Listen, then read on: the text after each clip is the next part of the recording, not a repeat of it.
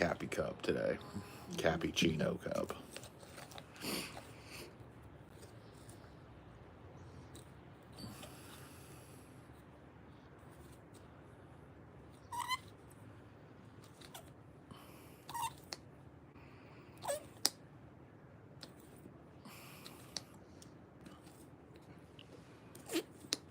Pool.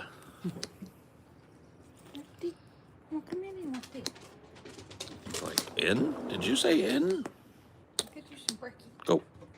I got him already. Oh, you got a brekkie? Yep, he brekkied.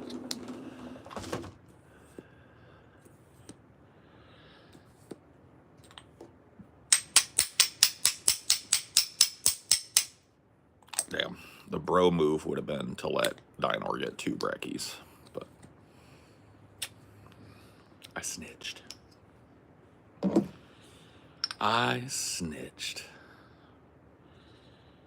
Snitched.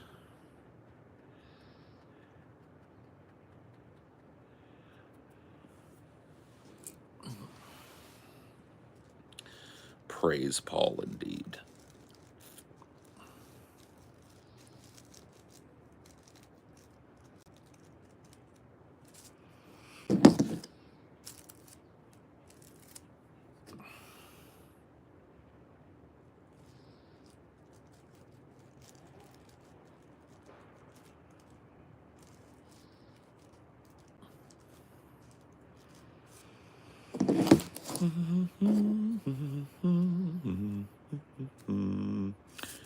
Advice for a first-time dog owner? Not generally, no. I mean, like dogs can be very different depending on the dog. So I don't know your dog. I don't know your circumstances. So I don't know how I could give like just generalized advice.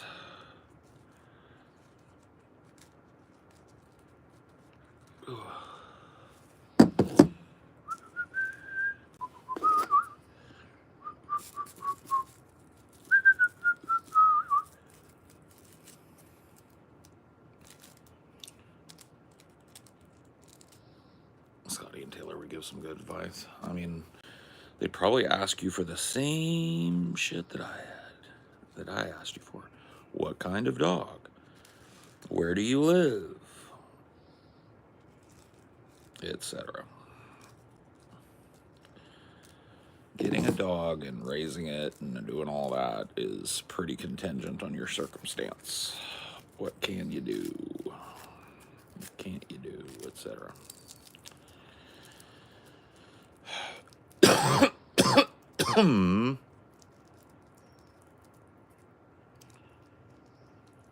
Trump 2028. It's already, you guys are already doing it? Already? People must just be bored, man. That's one of my ideas about it. People are just bored as fuck. People are bored, and electoralism is the only thing that they care about anymore.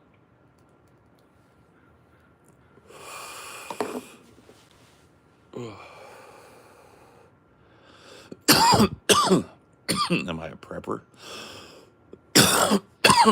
No.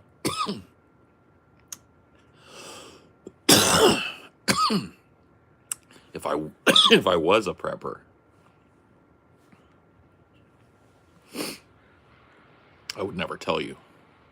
I feel like part of being a prepper is keeping your mouth shut about it. Because, like, why would you want to tell everybody in your area that you're a prepper? That means when shit jumps off, everybody in your area is going to come for your shit. That's one of the things that always freaked me out about these, like, doomsday preppers. It's like, one of the biggest dooms that comes for people when doomsday happens is other people. You let people know you've got a house filled of guns and fucking, 10 years worth of MREs. You're a target now.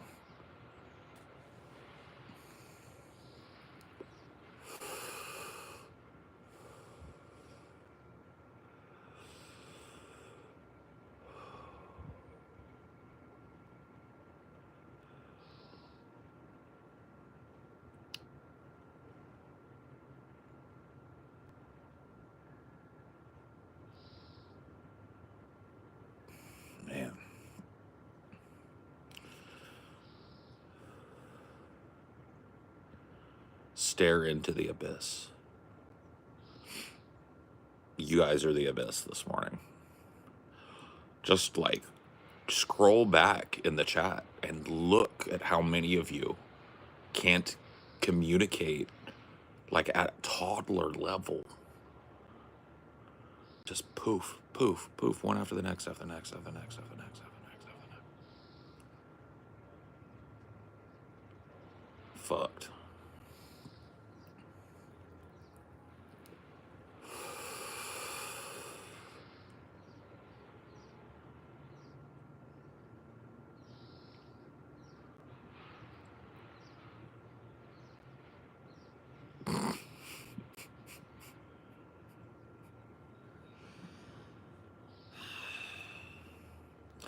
Double kill, triple kill, kill-tacular.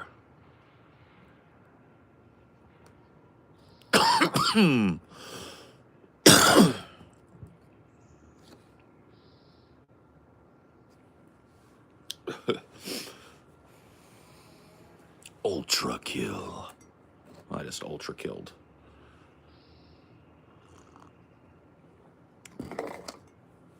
I just fired the BFG. Yep. My monkey button. How's my day going today? It's a day. Today's a day. Tomorrow will be a day as well.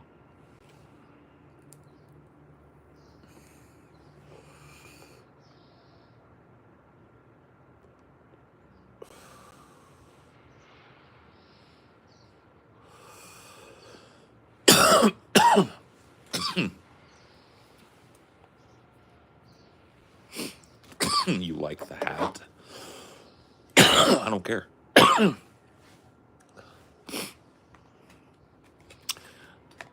No me importa.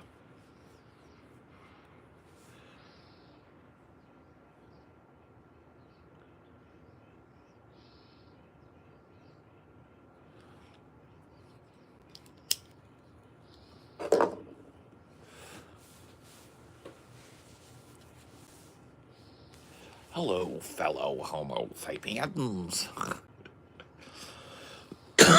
Yes, indeed.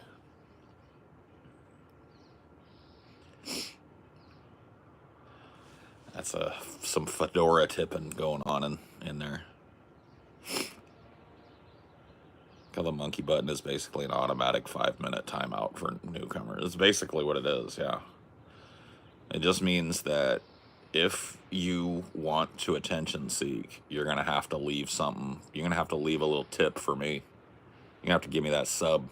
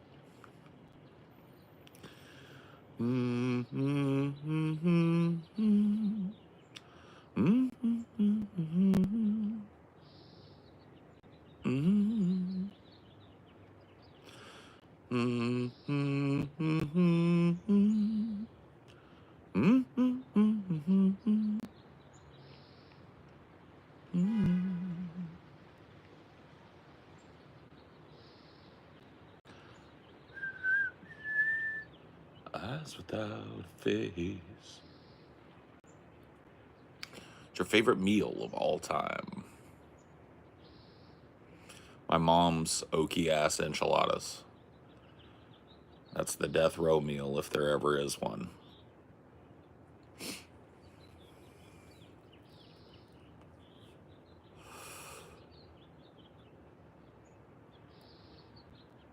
Oaky ass enchiladas, man.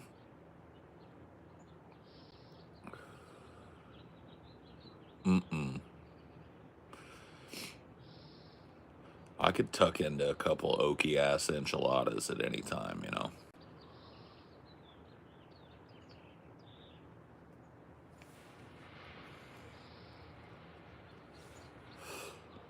She'd be all right if you told us the recipe. I'm sure she would. Yeah, it's not like a secret or nothing.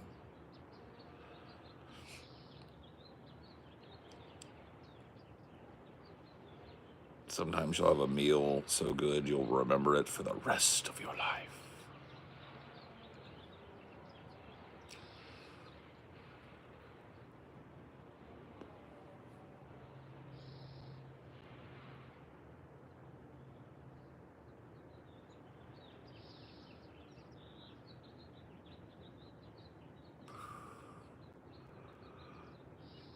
What is it that Ricky Roma says and Glengarry Glen Ross? He says,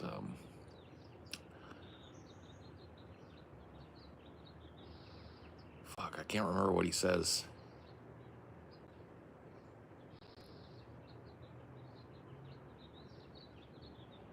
But sex is the only thing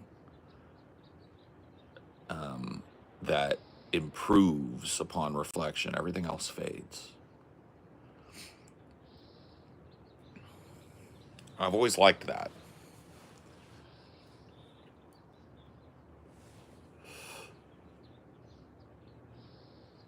He goes on to say, like, you know, ultimately the reason for that is what is food? It's food to feed your body. It's not an event.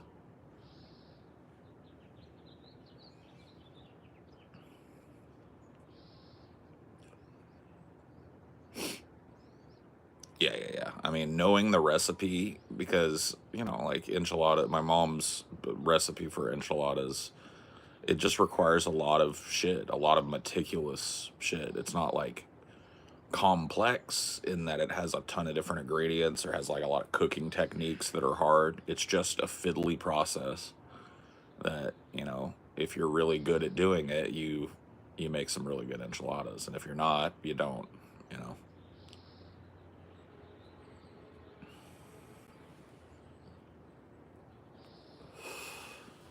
All our favorite meals made by our mothers. It's that nurturing thing, man. You learn a little bit about psychology, and you learn that, you know, you, as a person, when you're, it's why it's parenting is so important, right? Because, you know, your the impression that your the people that raised you leave on you is different from any other type of impression.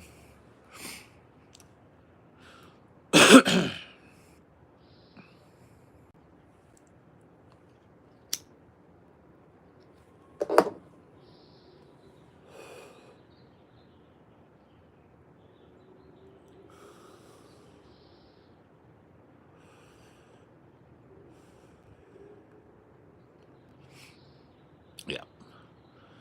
And then, you know, the source of a lot of psychological woes or psychological problems in people's lives are them just looking in the world for that and not finding it. You know what I mean? You know, how much like personal problem and like sadness and estrangement and all of that is boils down to just that. Just, you know, I miss my mom, or, you know, I wish that I could be a kid again, or whatever the fucking sentiment is, you know.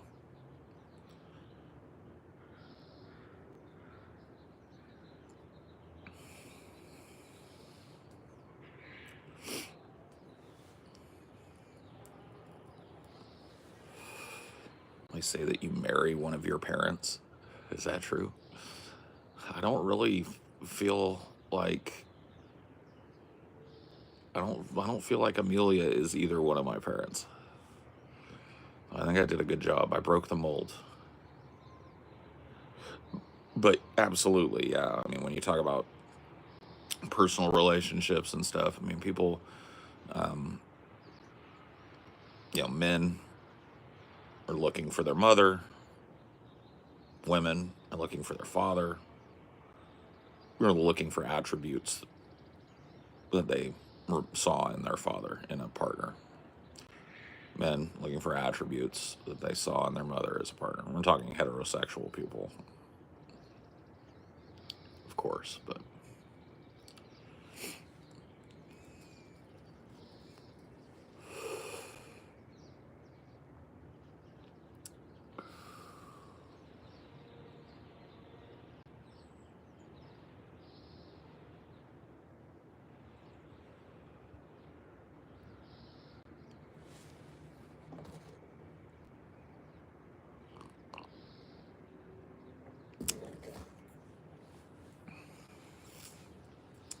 everything is psychology.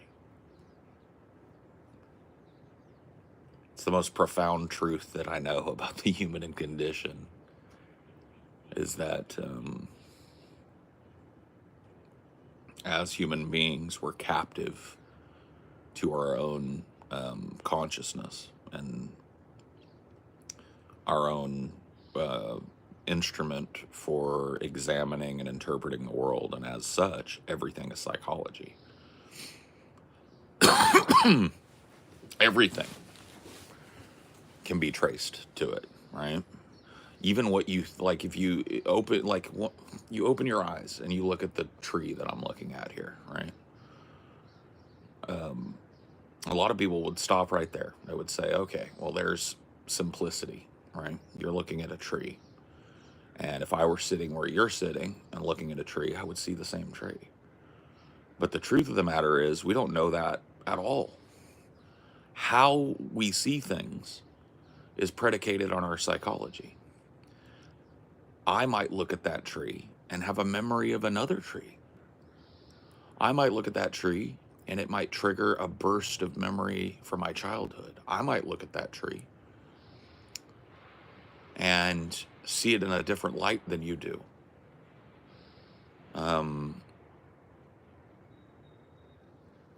Everything is psychology. When you start to understand that, you come closer to understanding the human experience. I'm not saying that it gives you like a full understanding. I don't know if such a thing exists. But that is one of the most important things to starting to understand our mutual experience, right? Our human experience. So everything is dependent on psychology. How you were raised is going to affect how you react. Does that make sense?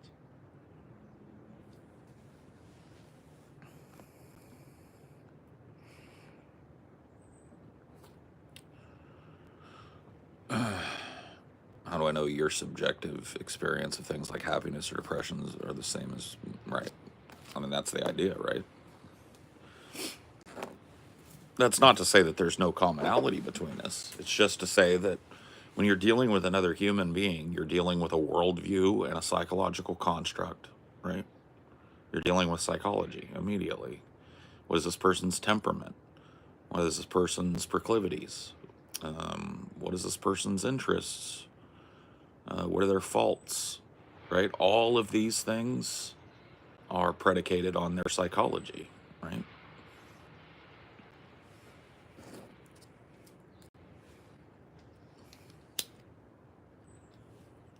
Do I have a go-to psychologist? No.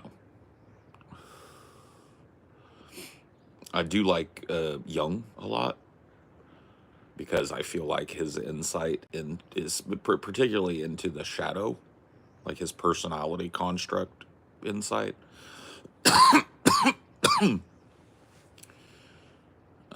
But the Jungian shadow, right, is a piece of pretty fucking dead-on insight about the human condition.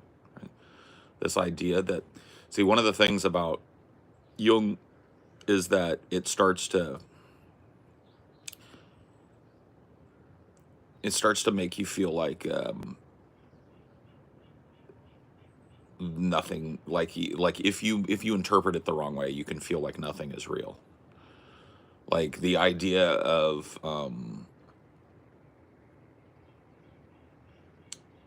so the idea of the shadow, very simplistically, right, is that we have this personality construct that we show to the world. In fact, most of us have multiple personality constructs.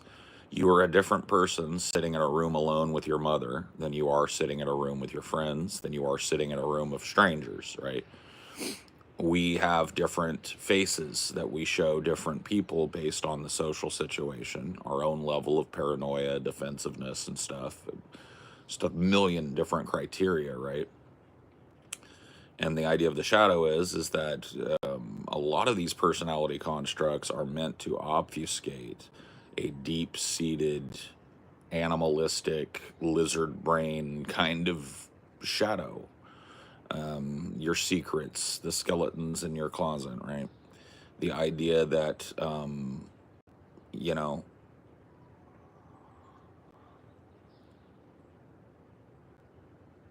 the idea that these masks are a facility in order to suppress certain parts of human urge, right?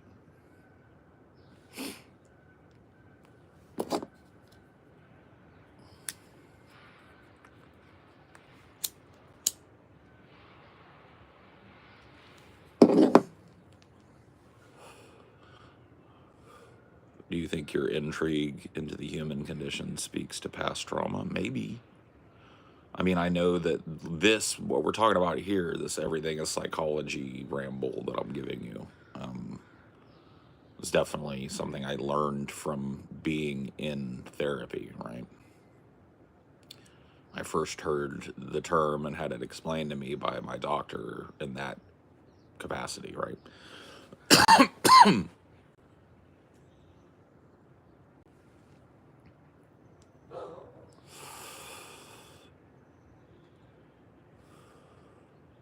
Before I had so-called mask, but now I act the same towards everyone. But even that in and of itself is part of your mask, right? It's not about, see, that's why I said, when you're surface level young, it can feel like you're criticizing humans as deceitful or deceptive, and that's not the case. Just changing the way that you act around people is not deceitful. It's part of your psychological construct. It's part of how you navigate human interaction. It's survival and it's normal.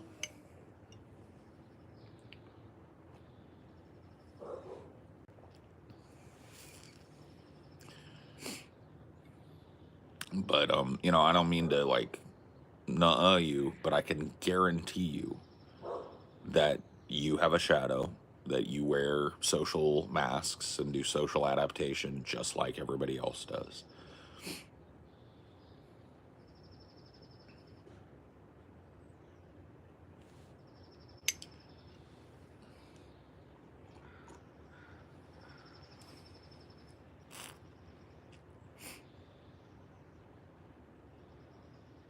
And didn't your psychiatrist get all parasocial with you for offing themselves? Yes.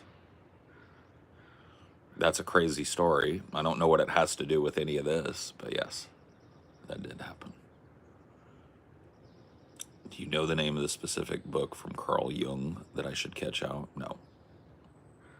Check out? No. Google will help you out with that.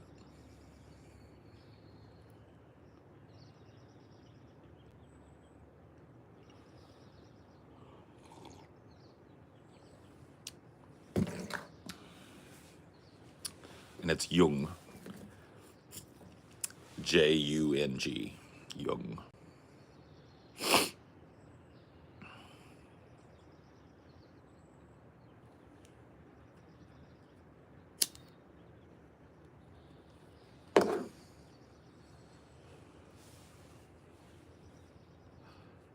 I wonder if the other social species have similar shadows. Probably similar, like obviously more primitive adaptations because they are dealing with different stressors, right? But yeah, I would imagine that primates display this type of behavior as well, right? Social masking, etc.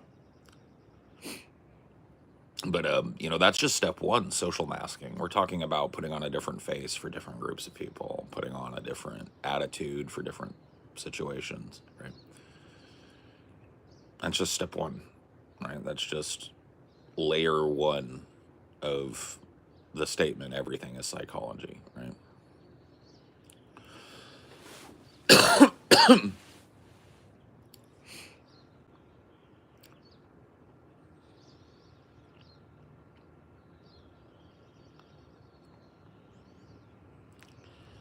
Eyes without a face.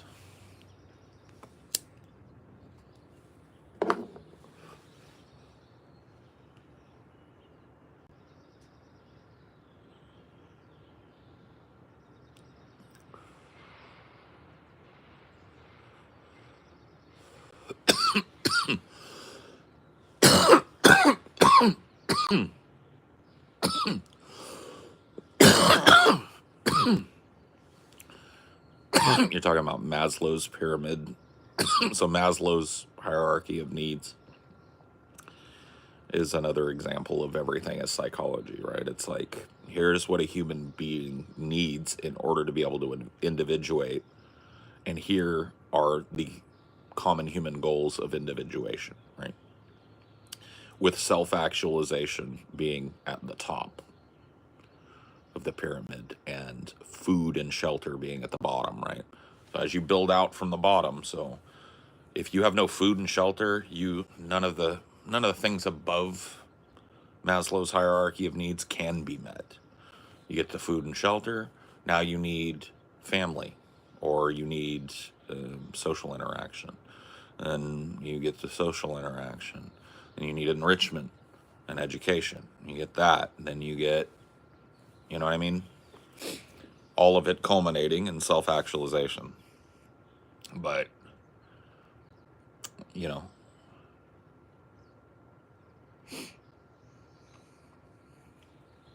whoa, Rambo squirrel.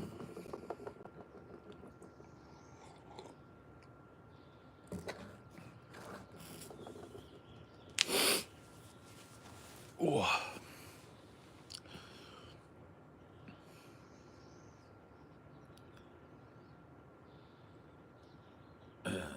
How are you, American man? American man.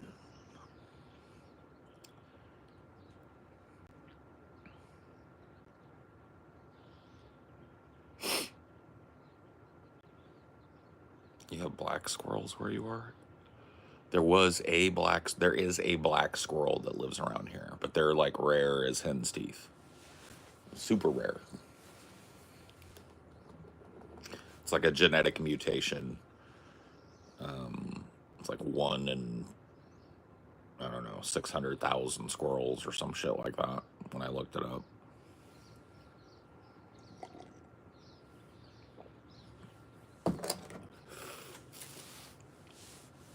But there's a black squirrely that lives around here.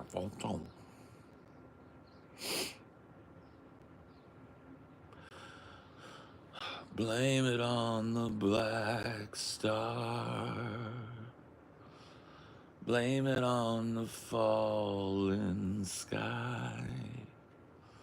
Blame it on the satellites.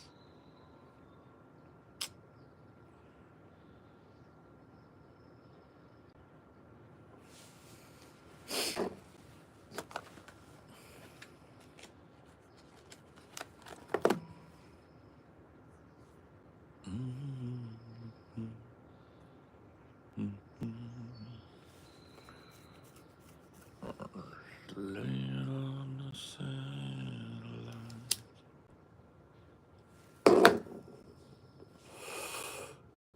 Do do do.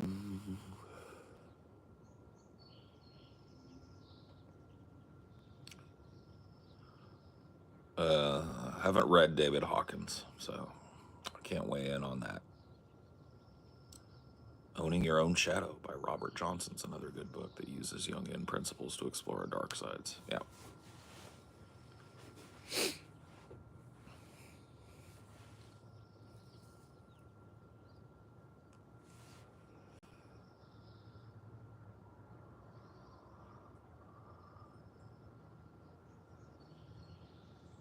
A white squirrel? Ooh, an albino squirrely.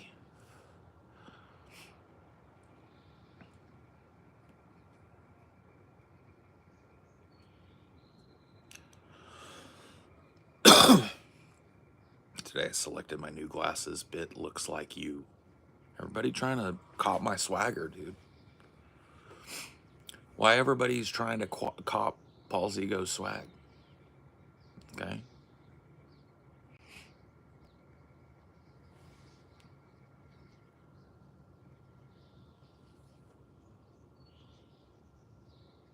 This gene editing stuff, will it be real, like curing people? It already is. There are already like gene therapy treatments for certain kinds of cancers and traumas.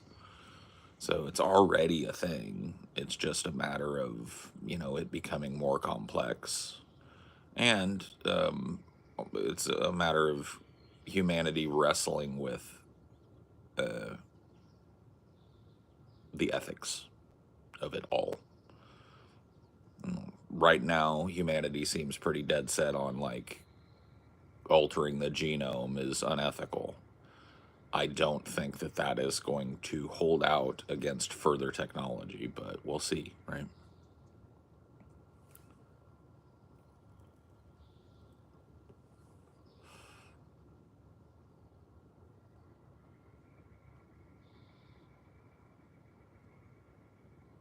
I think designer babies will be a thing soon. Yes. Yes. I don't think gene editing would ever be available for the average people. Never say never. But Henri, you said never. Ah, so I did.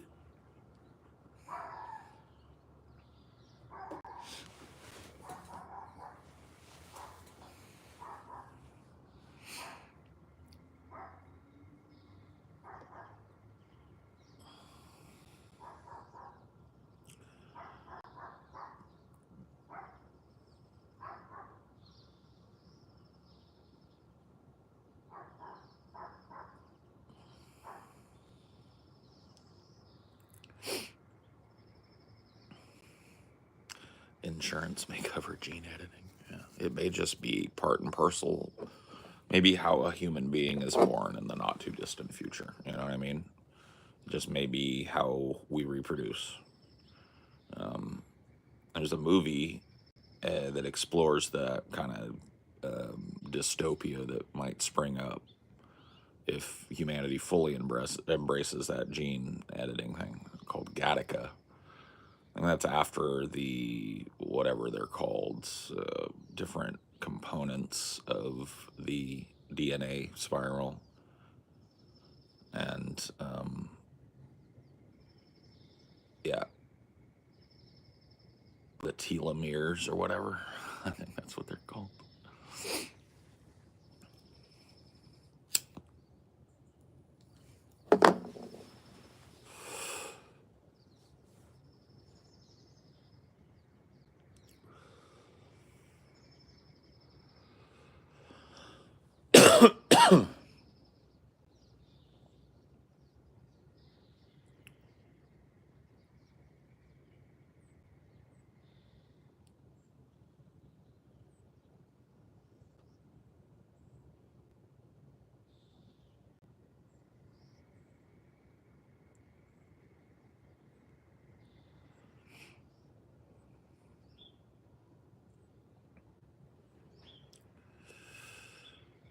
Never Let Me Go by Kazuo Ishiguro is a good read if you're into the ethics of cloning. I see.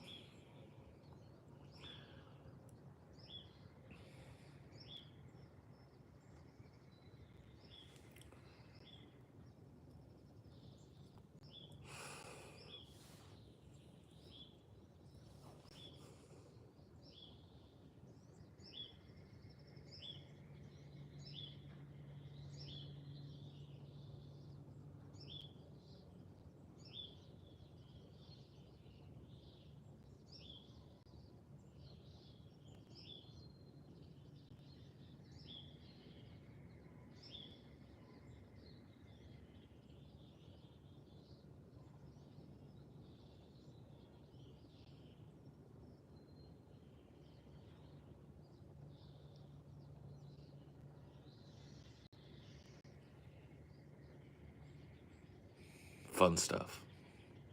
Nice.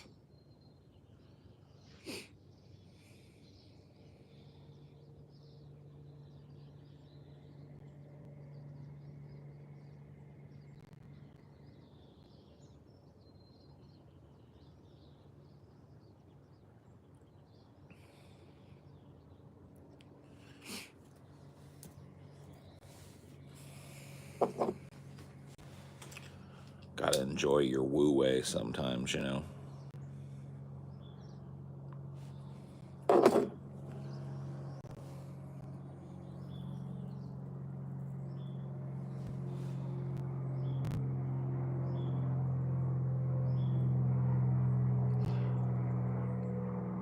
Gotta take a moment and let the Tao smile at you.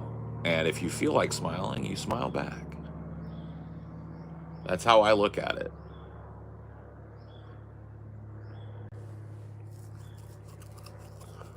Very comforting and centering thing.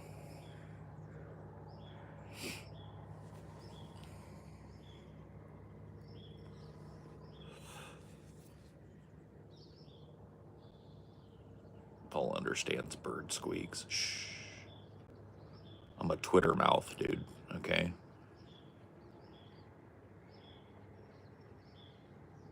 I'm a Twitter mouth. Not a parcel mouth. I can't understand snakes. But I speak birdie.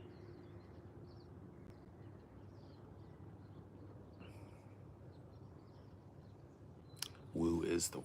Yes, yes, yes, yes.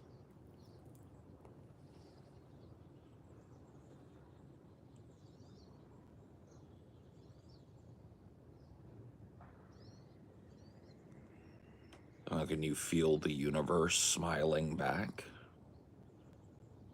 I didn't say smiling back. I said I smile back at the universe if I feel so inclined. But it's not really the universe that we're talking about here. It's the motive force, right? The Tao. Incessant change, right?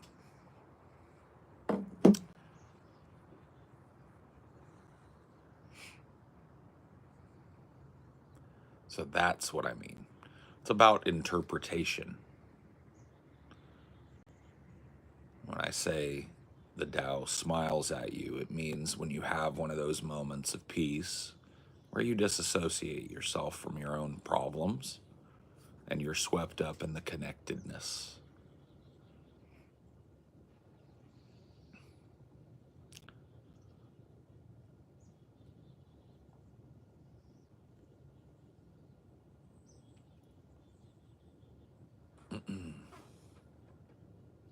T, Toot it again. you just dropped ass. Go potty if you got poop. Yeah, go down there and go booties. You just dropped booty hole. I heard it. It squeaked. Squeaky farts.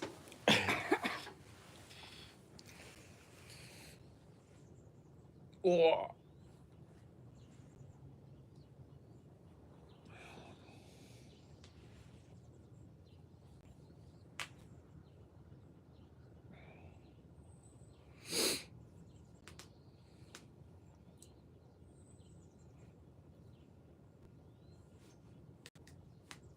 How many times a day does Dinor poop? At least one good poop a day. Usually two, probably, I'd say. Probably drops a loaf a couple of times a day. Give or take.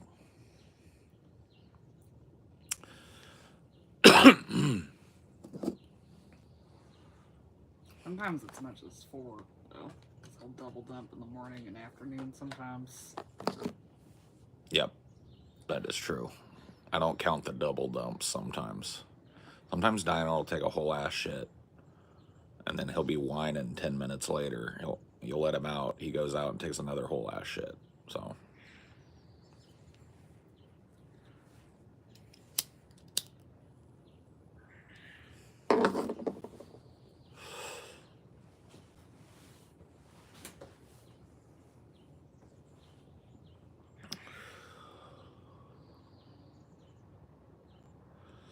back to work. Dinor's a drizzler. Yeah. I don't trust dippers. Got to be a drizzler. Makes more sense.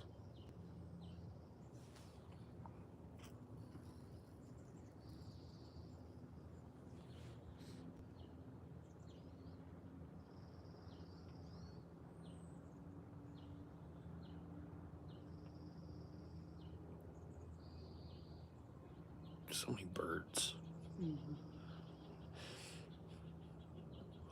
I need to get like a little bird guide for the area so I can start trying to pick out how many different species I'm listening to here.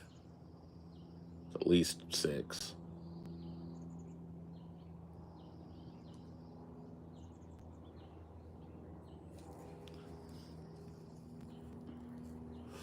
Some binoculars, yeah.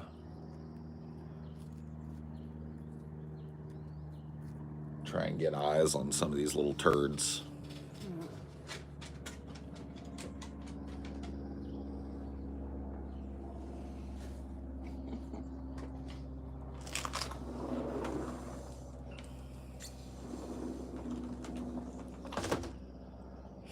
Does D lift to pee or squat? What do you think? If you had a guess, knowing what you know about D, what do you think? I bet you can guess.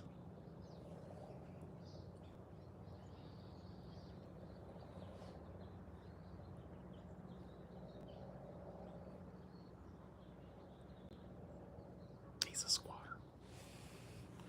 He squats it.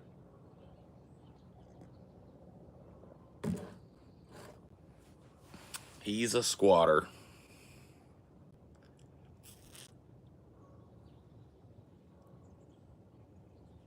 It's an app that identifies them by their calls. I don't want that though. I want to know personally. I want to know so that when I hear it, I don't have to go to the app. You know what I mean?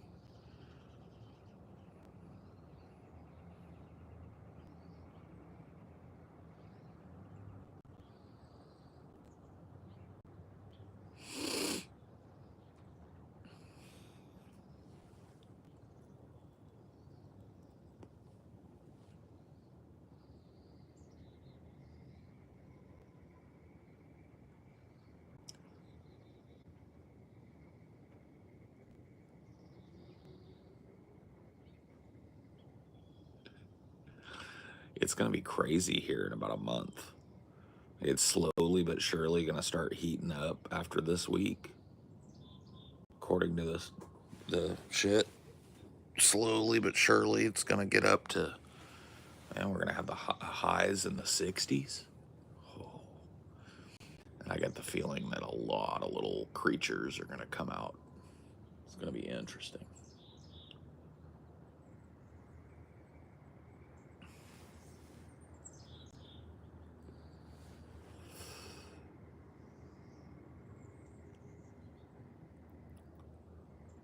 How are summers here? Well, one of the reasons I moved where I moved was because I literally was just almost overwhelmed by the brutality of the summers back home. So yeah, summers here are notoriously mild.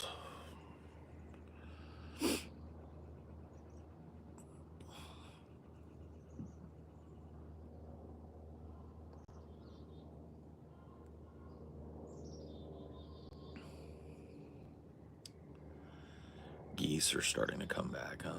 Cool. Yeah, I heard some geese a few days ago.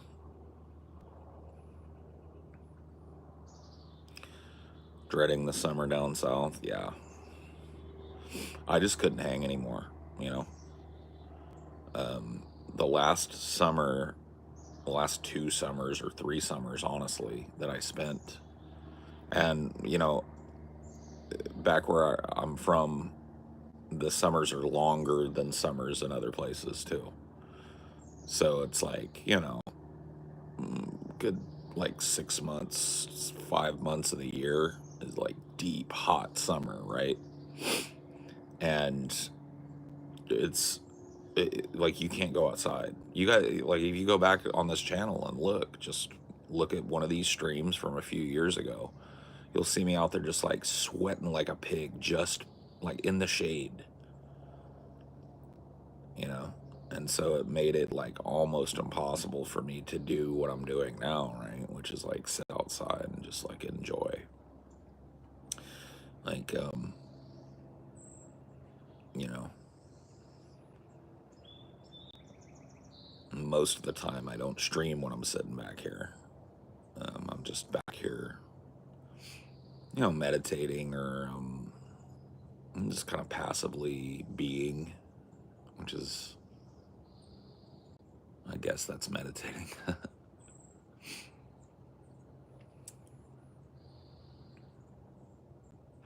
Yeah.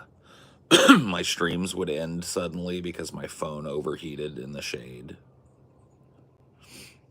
I used to have to like take an ice cube out.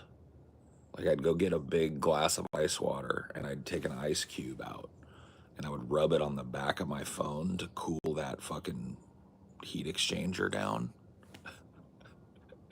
Like no joke. It was a fucking comedy. And I'm a person that like, dude, I cannot sit indoors. I can't do it. I can, but like I can't do it all day. I need to be out. I need to be outdoors. I've always been that way. I will sit outside all fucking day and all night long. And so, you know, I can't square that with it being 115 degrees for 6 weeks in a row. You know, but it's brutal. Plus the cost, the cost to cool the place was fucking obscene. Like we used to have absurd power bills in the summer.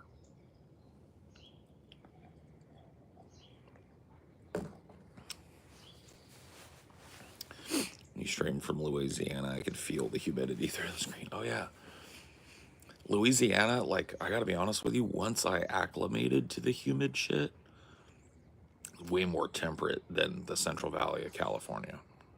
Like I was able to handle that. What drove me out of Louisiana ultimately was hurricanes. Like I lived right in the fucking damage path of a bunch of hurricanes. It was retarded. So I had to go.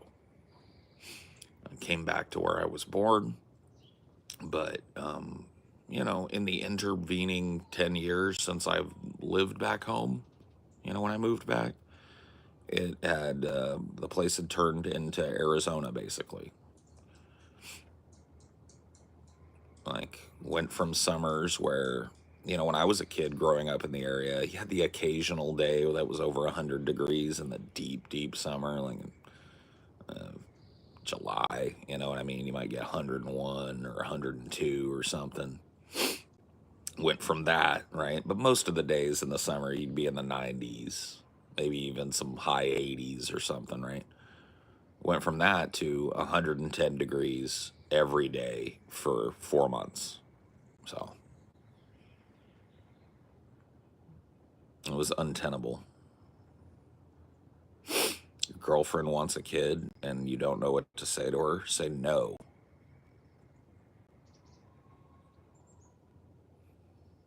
Yeah, there you go. Clearly you don't want a kid, so say no. And that's that, right? Problem solved.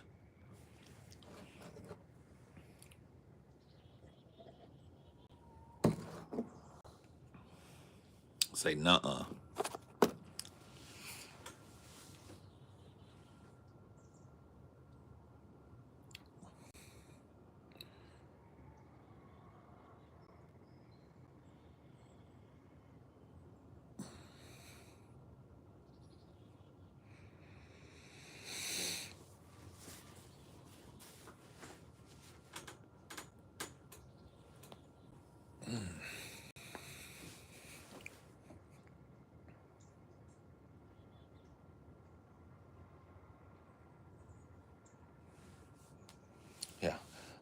best thing to save a strained relationship between two fucked up people is throwing a kid at it. Ooh. Anyway, I am out of here. I'll see you guys some other time.